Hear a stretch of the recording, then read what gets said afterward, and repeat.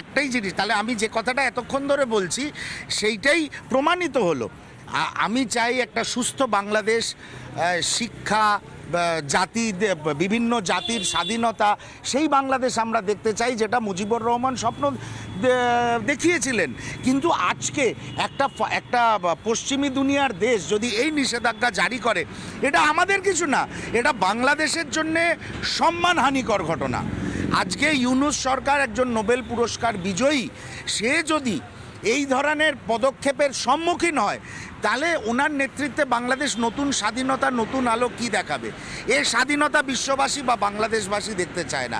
এটা কোনো স্বাধীনতা নয়, এটা হচ্ছে পরাধীনতার শৃঙ্খল, যেটা ইউনূস সরকার জামাতিদের চাপে সারা বাংলাদেশবাসীকে পড়াতে চাইছে।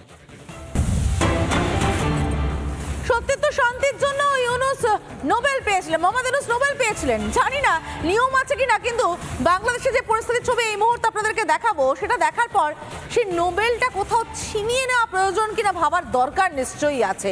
কেন বলছে এই কথা? আপনারা দেখাবো বাংলাদেশের সুনামগঞ্জের ছবি, দেখাবো দোহারা বাজারে কিভাবে বাড়ি ঘর দোর সব ভাঙচুর করা হয়েছে। দেখুন সে ছবি, বাড়ি ঘর ধরে যথেচ্ছ লুটপাট ভাঙচুর চলেছে এবং ভয়ঙ্কর অবস্থা। মৌলবাদীদের উল্লাস শুনুন, নিজের কানে শুনুন, হিন্দুদের আর্তনাদ আর মৌলবাদীদের উল্লাস।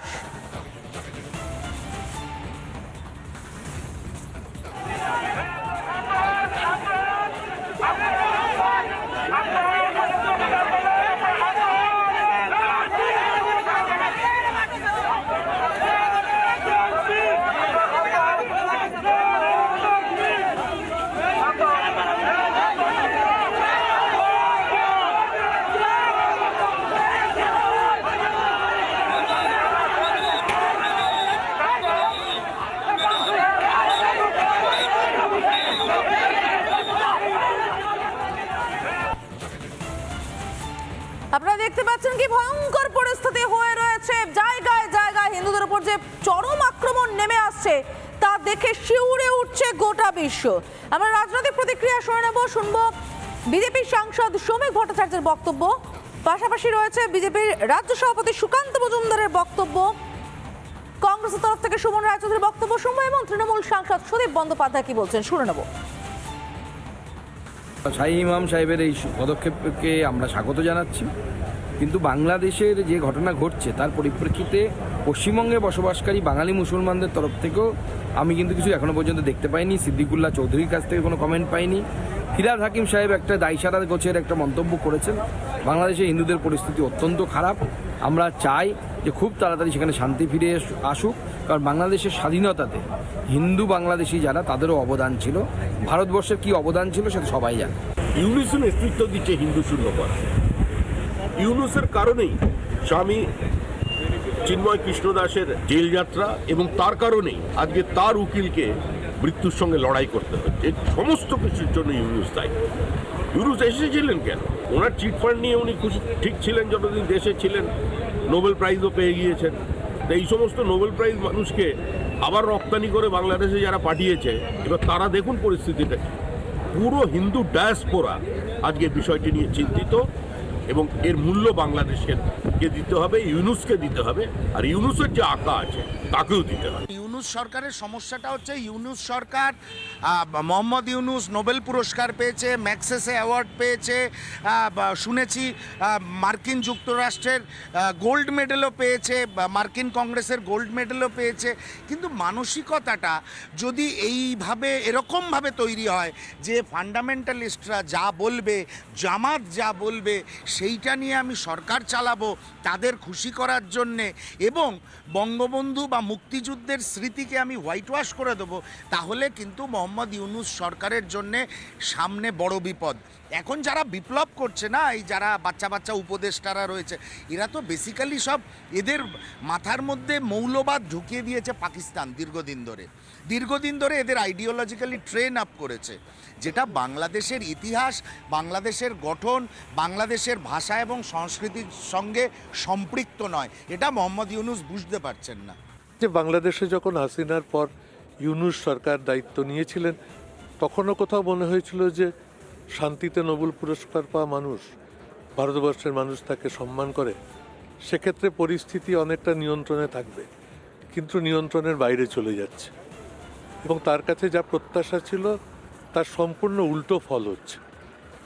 এবং এখন তিনি সর্বদলীয় বৈঠক ডেকেছেন। এগুলো কোনো কিছুর মধ্যে দিয়ে তিনি আর কিছু করতে পারবেন বলে মনে হয় না। তিনি সেনাবাহিনীর হাতে বন্দী শাহজাহান হয়ে গিয়েছেন।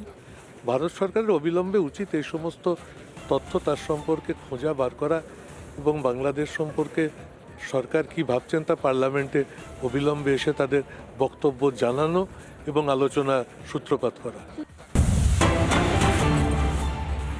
বাংলাদেশের পরিস্থিতি কতটা ভয়ঙ্কর জানেন? এতটাই ভয়ঙ্কর যে চিন্ময় কৃষ্ণ প্রভুর জন্য সওয়াল করার আইনজীবী পাওয়া যায় না তাই নয়, আইনজীবীদের একাংশ কোর্টে দাঁড়িয়ে, আদালত চত্বরে দাঁড়িয়ে থেকে বাকি আইনজীবীদের হুমকি দিচ্ছে যদি চিন্ময় কৃষ্ণ প্রভুর হয়ে কেউ সওয়াল করে তাদেরকে গণপিটুনি দেওয়া হবে। এই যে ছবি দেখতে পাচ্ছেন, কালো কোট পরা কার্যত সন্ত্রাসবাদী জামাত ইউনূস জোটের প্রশ্রয় হুমকি দিচ্ছেন। শুনুন।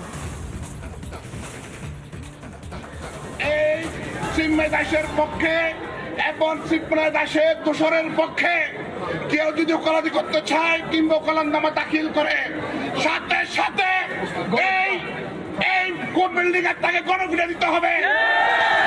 এই চট্টগ্রাম আদালত পাড়ায় যারা যদি কেউ সাহস করে এই চিন্ময় দাসের পক্ষে এবং চিন্ময় দাসের দোষরের পক্ষে কেউ যদি ওকালতি করতে চায় কিংবা ওকালতনামা দাখিল করে সাথে সাথে এই কোর্ট বিল্ডিং এর তাকে গণপিটুনি দিতে হবে। এই চট্টগ্রাম আদালত পাড়ায় যারা যদি কেউ সাহস করে এই চিন্ময় দাসের পক্ষে এবং চিন্ময় দাসের দোষরের পক্ষে কেউ যদি ওকালতি করতে চায় কিংবা ওকালতনামা দাখিল করে সাথে সাথে শুনতে পেলেন তো হুমকিটা? গণপিটুনির হুমকি দেওয়া হচ্ছে। এতটাই সাহস এই কালো কোট পরা সন্ত্রাসবাদীদের। বলতে বাধ্য হচ্ছি, কারণ ন্যূনতম আইনি সহায়তার নিয়ম যেটার বৈষম্য হচ্ছে এই মুহূর্তে বাংলাদেশে দাঁড়িয়ে থেকে। এদেশের মাটিতে কিন্তু হয় না, এদেশের মাটিতে কিন্তু আজমল কাসাফ, আফজাল গুরু, ইয়াকুব মেনন আইনজীবী পায়, কিন্তু বাংলাদেশে হয় না। কি চলছে বাংলাদেশে বোঝাবার চেষ্টা করব। হিন্দু বলেই আইনি বৈষম্য চলছে বাংলাদেশের বিচার ব্যবস্থায়। আইনি বৈষম্যের ছবি দেখতে পাওয়া যাচ্ছে। আইনি অধিকারটুকু পাচ্ছেন না হিন্দুরা। হিন্দু সন্ন্যাসী বলে মুসলিম প্রধান দেশে তাদেরকে সামান্য আইনি সহায়তাটুকু পর্যন্ত দেওয়া হচ্ছে না। হিন্দু সন্ন্যাসী বলে তারা পাচ্ছেন না আইনি সহায়তা। আমি পরের তথ্যে যাব। হিন্দু বলে উকিল দেওয়া হলো না চিন্ময় কৃষ্ণ প্রভুকে। যারা উকিল নিজেরা দাঁড়াতে চেয়েছিলেন তাদের বাড়ি ঘরদোর জ্বালিয়ে দেওয়া হচ্ছে, তাদেরকে মামলা দেওয়া হচ্ছে। 70 জনকে সওয়ালে ইচ্ছুক আইনজীবীদের ধমকানো হচ্ছে। 70 জনকে হিন্দু আইনজীবীকে মিথ্যে মামলায় জড়িয়ে দেওয়া হয়েছে, মিথ্যে মামলা দেওয়া হয়েছে 70 জনকে। সই করতে দেওয়া হয়নি ওকালতনামায়, ওকালতনামায় সইটুকু পর্যন্ত করতে দেওয়া হয়নি তাদেরকে। মাথা ফাটিয়ে দেওয়া হয় আইনজীবীদের। আপনারা রিগান আচার্য ছবি দেখেছেন, রমেনের ছবি দেখেছেন, কি পরিমাণ মারধর করা হয়েছে তাদেরকে, কিভাবে ভাঙচুর করা হয়েছে দফতর। হাজির হতে পারেননি কোনো আইনজীবী। কেউ চিন্ময় কৃষ্ণ প্রভু হয়ে সওয়াল করবেন সেই সুযোগটাই পাচ্ছেন না, তারা হাজিরই হতে পারছেন না। ফলত কি হয়েছে? ফলত এটা হয়েছে শুনানিটা 1 মাস পিছিয়ে গিয়েছে। এটা কি চলতে পারে কোনো সভ্য দেশে? সভ্য এই এখন যে জায়গায় যে সময় আমরা দাঁড়িয়ে আছি সেখানে দাঁড়িয়ে থেকে সত্যি কি এটা মেনে নেওয়া যায়? আমরা প্রশ্ন করেছিলাম আন্তর্জাতিক সম্পর্ক বিশেষজ্ঞ রাজাগোপাল ধর চক্রবর্তীকে, তিনি কি বলেছেন শুনুন। দেখুন, বাংলাদেশে যে কোনো প্রশাসন নেই সেটা তো বহুদিনই পরিষ্কার হয়ে গেছে। এখন বিচারের বাণী নীরবে নিভৃতে কাঁদে। বিচারালয়ে মানুষ ন্যায় বিচার পাবে, সবাই সমান, আইনের চোখে সবাই সমান, এটা আমরা এতদিন জেনে এসেছি।